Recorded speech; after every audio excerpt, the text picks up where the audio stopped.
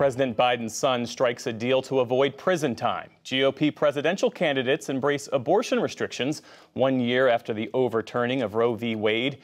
And a report outlines fresh examples of questionable ethics from the country's most powerful judges.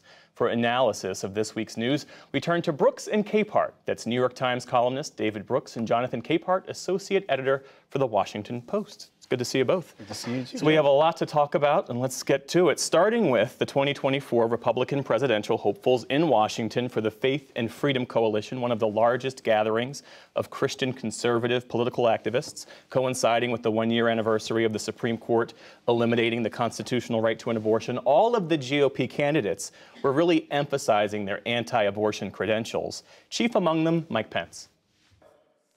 The cause of life is the calling of our time, and we must not rest and must not relent until we restore the sanctity of life to the center of American law in every state in this country. Jonathan, Mike Pence says he rejects the conventional wisdom that Republicans paid a price in the midterms for the Supreme Court overturning Roe. You heard him say there should be restrictions in every state. How might that play politically? It played well in that room. It'll play well among Republican primary voters for sure, but it is political death in a general election. You can look at the midterm elections to see that that is the case. Even before the midterm elections, the vote in Kansas, ruby red Kansas, people came out in support of abortion rights. Wisconsin State Supreme Court justice seat decided on the issue of abortion. And a new poll out from NBC News on the 1-year anniversary of the overturning of Roe shows that 61% of the American people disapprove of Roe being overturned. So, you know, I believe that the former vice president firmly believes in his gut, what he's saying. But the American people have shown time and time again in the last year that they don't like what the Supreme Court's done. How do you see it? Because in Ohio, Governor Mike DeWine signed a 6-week abortion ban, got reelected handily. In Georgia, Brian Kemp, same thing, signed a 6-week abortion ban, easily defeated Stacey Abrams. Yeah, first of all, the most amazing thing in the past year since Dobbs was how has it affected the number of abortions done in this country? And they went down a little, and now in March of 23, there were more abortions being performed than in June of 22. So it has this weird and very surprising effect on people's actual behavior, which kind of surprises me. I do think it's possible for people like DeWine and Kemp to get reelected, because I think for a lot of independent voters, it's not the deciding issue. And I suspect that'll probably be true in the presidential elections. Nonetheless, the evidence is just incontrovertible. The country has shifted sharply to the left on abortion. If you ask people, should first trimester, second trimester, third trimester, in all those 3 different trimesters, more people think it should be legal. And so the country has decided the majority feel constricted by the new laws that are being put on the states, and that has caused them to move to the left. Well, abortion is a major topic at this Faith and Freedom Coalition. So too are the culture wars, with Republicans promising to fight what they call woke beliefs. Here's Ron DeSantis. My pledge is this.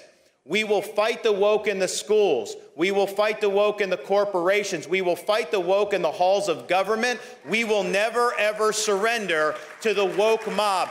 We are going to leave woke ideology in the dustbin of history where it belongs. So when Governor DeSantis says we're going to fight woke in the schools, woke in the corporations, woke in the so on and so forth, what is he really saying? I don't know. No, Jeff, I'm being serious. I do not know. I would love for the governor to define woke. What does it mean to him? Because to me and millions of other Americans, when Republicans start spouting off about woke this and that, it's usually something that an aggrieved person on the right usually doesn't like about what's happening in the country. Oh, I don't know, about African Americans wanting the fullness of American history being taught in schools, or LGBTQ plus Americans wanting to be able to just have their kids go to school and be able to talk about what did they do that weekend without getting their teacher or themselves in trouble. Those are just 2 examples. And so if, Governor DeSantis wants to have that, we will meet them on the beaches and meet them on the this and whatever he's saying, fine, do that.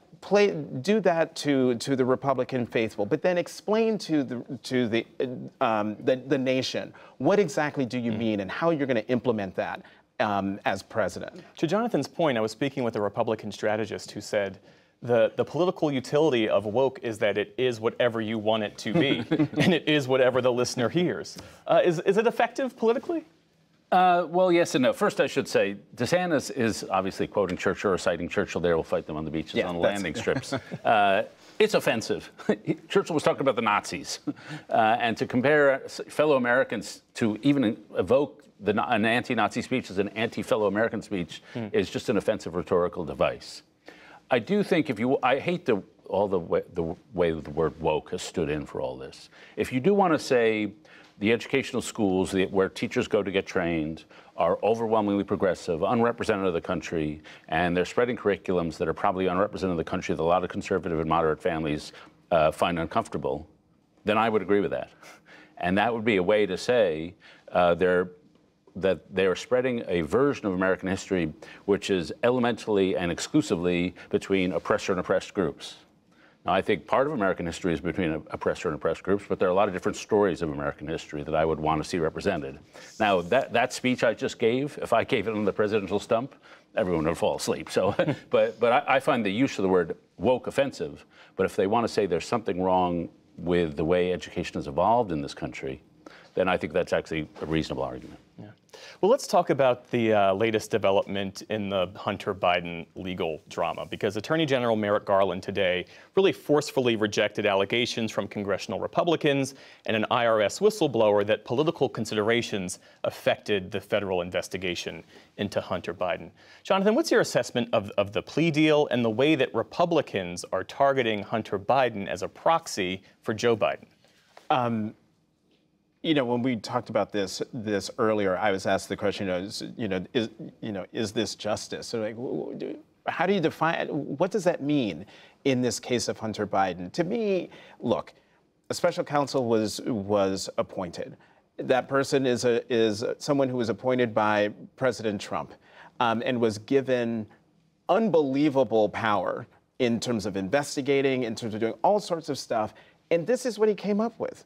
2 minor tax charges and then something involving a gun charge.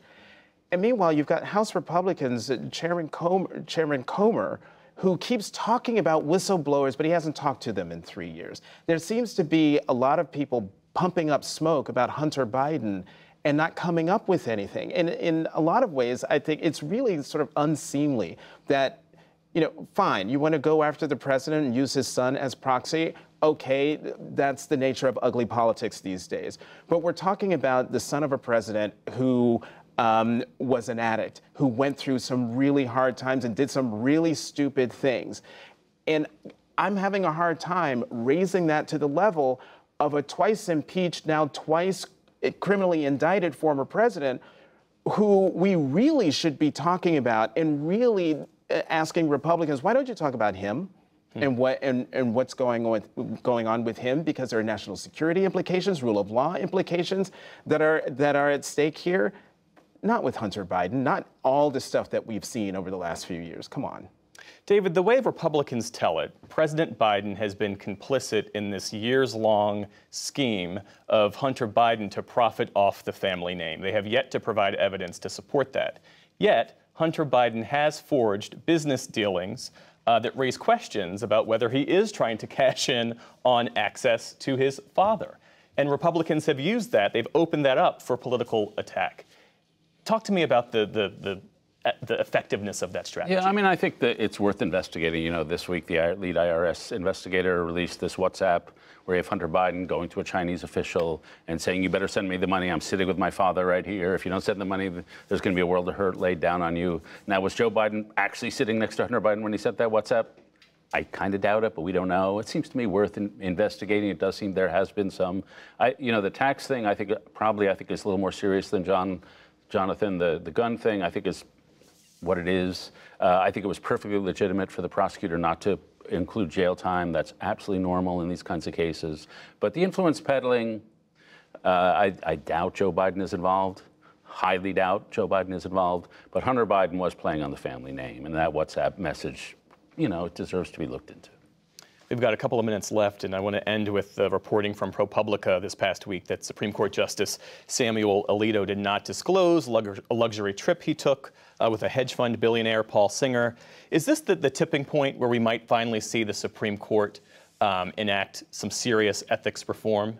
I would hope so. I would hope that Chief Justice Roberts takes this really seriously, because if we get one more ProPublica story about either Justices Thomas or Alito or another justice on the court, not only will Congress start moving, but public sentiment against the court will move even faster against it, I think. How do you see it? Yeah, I thought the Singer thing was more serious than what Thomas was, because with Thomas there was no quid pro quo, there was no, Harlan Crow was not involved in any, but Paul Singer clearly was. He had a major case.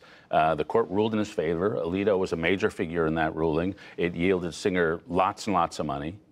And so that makes you feel very uncomfortable. He should have at least disclosed his relationship with Singer before ruling on that case. So Roberts has in the past sort of gestured to some openness to reform. I think he's now got an invitation to really, yeah, let's change the rules here. David Brooks and Jonathan Capehart, thank you both. Thanks, John. Thank you.